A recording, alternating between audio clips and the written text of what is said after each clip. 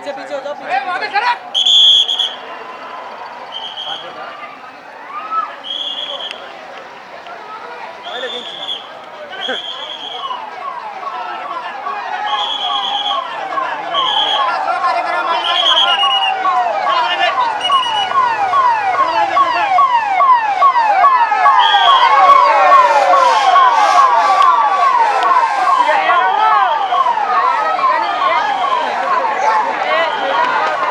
आज अल्टीमेटम दे दिया, 3 तारीख तक का समय है, उसके बाद 4 तारीख के बाद फैसला लेंगे। देखिए कैसे है, पहले हमें ये समझना चाहिए कि राज साहब जो बोल रहे हैं वो किसी धर्म के खिलाफ नहीं या किसी के प्रार्थना के खिलाफ नहीं है। जो भी है वो सामाजिक सोशल सब्जेक्ट है, उस हिसाब से उस ओर देखना चाहिए। तो उस ओर से देखने की ज़रूरत हम सबको है। राज साहब ने कभी ये नहीं बोला कि आपकी नमाज बंद करो। राज साहब ने ये बोला कि जिस आवाज़ से तकलीफ हो रही है, बच्चों को हो रही है, बूढ़ों को हो रही है या स्कूल को हो रही है, तो वो बंद करो। और उनका बंद हो गया तो हम हमारे मंदिर के भी भोंगे जो है वो बंद करेंगे।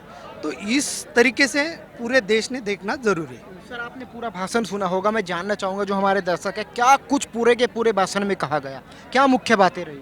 मुख्य बात ये रही कि उन्होंने स्पष्ट तौर पे स्पष्ट किया है कि शरद पवार महाराष्ट्र में जातीयवाद की राजनीति कर रहे हैं।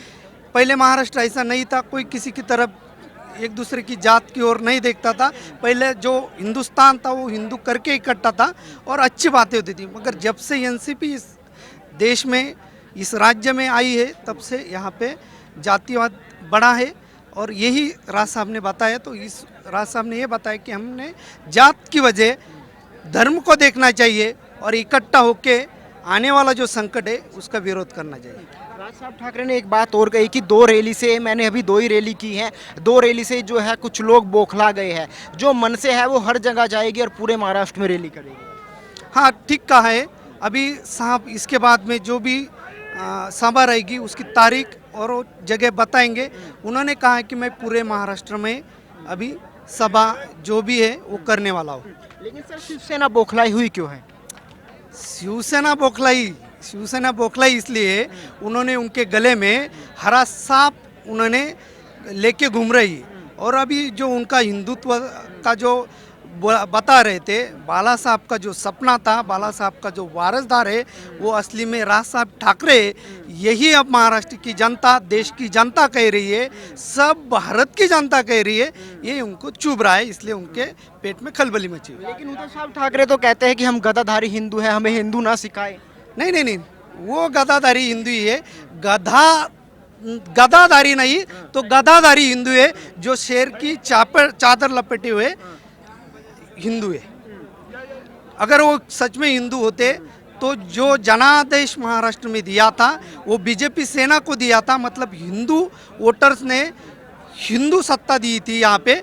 मगर उन्होंने उसका अनादर करके जो भी लोग हिंदू के खिलाफ बातें करते हैं उनके साथ जाके हनुमान चालीसा को विरोध कर रही है सेना। इससे ज़्यादा शर्म की बात नहीं है। जिस तरीके से भरे मन से आज योगी जी की तारीफ की गई है, कह रहे हैं कि जो योगी जी हैं वहाँ पे लाउड स्पीकर उतरवा दिए, लेकिन महाराष्ट्र में ऐसा नहीं हो पाया।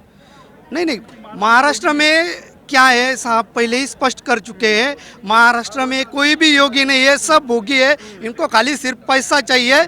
ये सब खंडनिक हो रहे, 100 कोटि का इनको पैकेज चाहिए।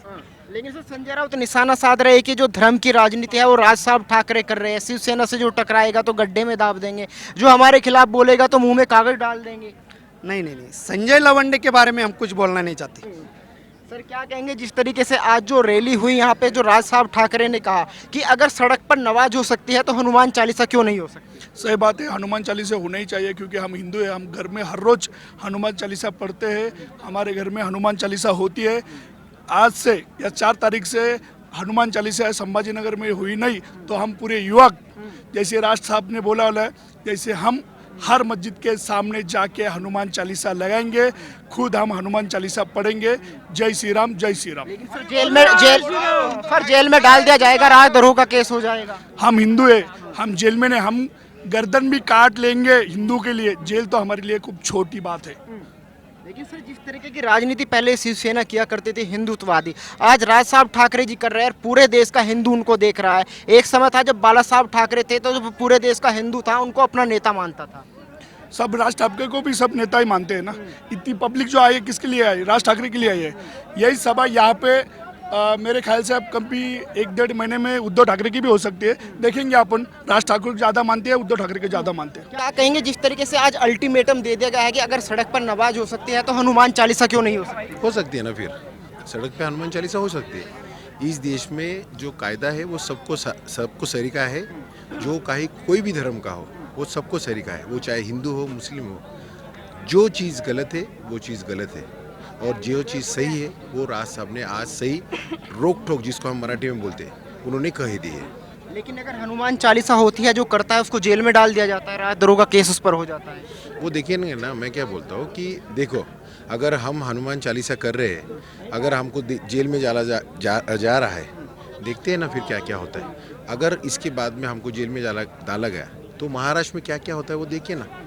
यहाँ के हज़ारों हिंदू रोड पे रहेंगे। फिर आपने पूरा भाषण सुना होगा, अगर पूरे भाषण की बात की जाए तो क्या क्या मुख्य बातें रही आज? देखो मैं ज़्यादा सुन नहीं पाया क्योंकि मैं स्टेज के नियोजन में पीछे था थोड़ा सा, लेकिन जो साहब ने कहा है उसको हम पूरा करेंगे, इतना ही मैं अभी कहूँगा। आपको क्या लगता है ये जो विवाद उठा है, मामला उठा है, रुकेगा कैसे? अब लोग ही तय करेंगे कि हनुमान चालीसा से उनको धार्मिक लेवल पे, स्तर पे इसका जवाब दिया जाएगा या फिर समझौते के तौर पे ये सब बंद हो सकता है। संजय राउत कह रहे हैं कि जो सद्भाव है उसको बिगाड़ने का प्रयास राज साहब ठाकरे जी इस समय कर रहे हैं। ऐसा कोई नहीं कर रहा है। हमें सिखाया जाता है कि सारे धर्मों का हम आदर करें, तो हम लोग करते हैं, तो उन्होंने भी करना चाहिए। स्टूडेंट ओवैसी कहते हैं कि मुस्लिम धर्म को टारगेट किया जा रहा है। नहीं, ऐसी कोई बात नहीं है।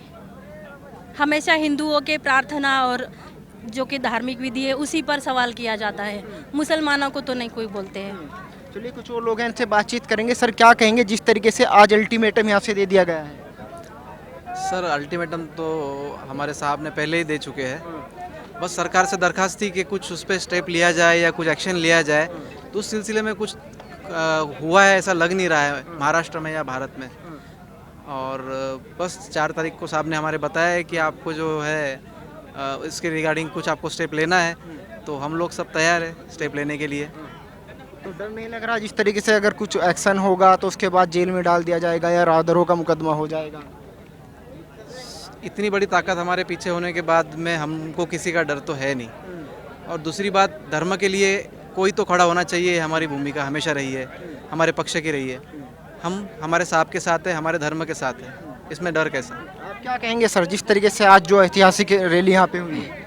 नहीं, अभी राज साहब ने क्या कहा कि अगर पोंगे का अगर आवाज़ कम नहीं हुआ तो 3 तारीख के बाद तुम भी क्या करो, हर गली में, हर इसमें जो भी हनुमान चालीसा है वो भी आप पठन करो और परमिशन आपको मिल जाएंगी। काहे कि लाउड स्पीकर की परमिशन मिल जाएंगे आपको, तो आप लगा सकते हैं। आप भी हनुमान चालीसा वही आवाज़ में करो, ऐसा राज साहब ने बोल दिया है।